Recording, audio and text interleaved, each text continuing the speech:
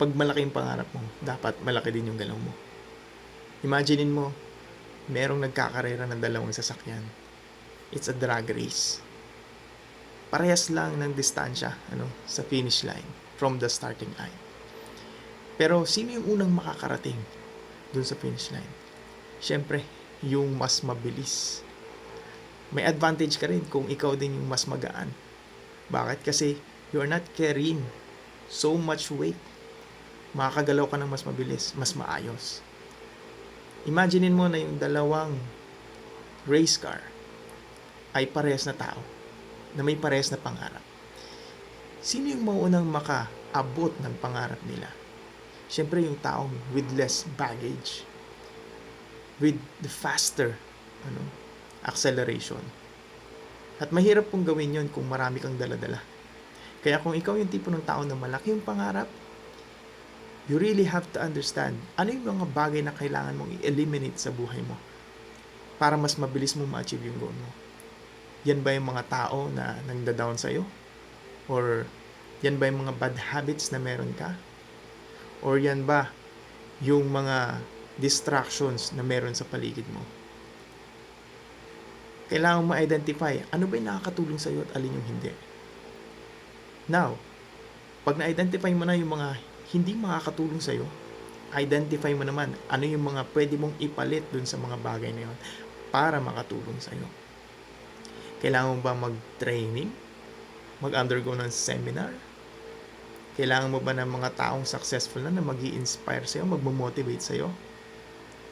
O kailangan mo bang matutunan yung mga skills na kailangan mo para dun sa mga pangarap mo? Alam mo, marami sa atin distracted. Marami sa atin madaling sumuko. Pero kung ikaw yung tipo ng tao na malaki yung pangarap mo, ngayon pa lang sinasabi ko sa'yo, mas malaki or mas marami kung kailangan mong isakripisyo. Well, you will sacrifice something, but you will gain so much more. Tested and proven na ito. Mag-give up ka lamang ng mga walang kwenta mong ginagawa sa loob ng isang oras, sabihin na natin, like watching TV.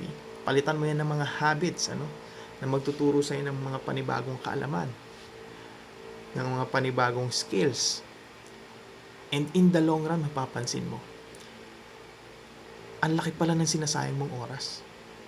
Isang oras lang yun, pero ang laki ng impact nun sa speed para maabot mo yung iyong pangarap.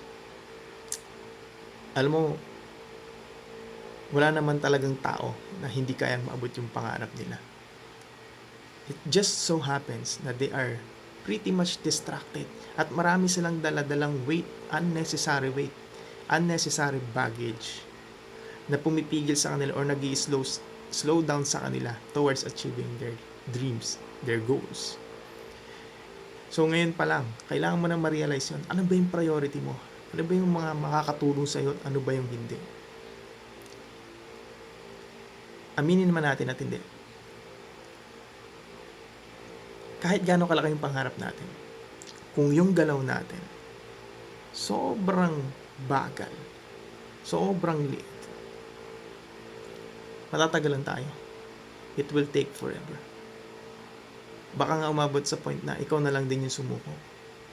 Kasi pagsasawaan mo na yung pangarap na meron ka. Ano ba to? Parang hindi naman talaga to yung para sa akin. Ganun yung may isip mo eh. You will run out of motivation sa sarili mo para abutin yung pangarap na meron ka. Kaya kung meron kang pangarap, dapat iniisip mo, ano ba yung pinakamabilis na paraan para mabut ko to? Kasi yung tao likas na mainipin eh. Pag humaba na, di ba? Yung journey mo, pag masyado nang matagal, bago mo makuha yung gusto mo, parang tatamarin ka na. You will let go of the dream that you have. Pero kung ikaw yung tipo ng tao na malaki yung pangarap mo, umiisip ka ng paraan, paano mo mabilis na makukuha yon? The sooner you achieve it, magkakaroon ka na naman ng panibagong pangarap na malaki. Kumbaga, hindi mapuputol yung pangarap na meron ka. Tuloy-tuloy, Unlike kung ikaw yung tipo ng tao na matagal mo bago mo ma-achieve yung pangarap mo. Kakatamaran mo na hanggang sa hindi ka na mangarap at all.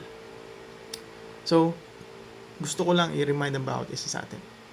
Kung malaking pangarap mo, dapat mabilis din yung galaw mo. You have to make the decision. And not just an ordinary decision, but the right decisions every day. Araw-araw. Oras-oras. Minu-minuto. Even sa mga maliliit na bagay. Kapag malaki yung pangarap mo, marami kang kailangang isakripisyo. Kaya nga ngayon pa lang kailangan mong i-identify ano yung mga bagay na hindi mo kailangan at ano yung mga bagay na kailangan mo. Ano yung mga bagay na kailangan mo na makaka-create ng mas malaking impact para mas mapabilis yung journey mo para maabot mo yung goal mo. Yun yung dapat nating pinag-iisipan. Walang malaking pangarap kung sobrang bilis ng iyong galaw. Sobrang laki ng iyong galaw. Palagi natin yung tatandaan.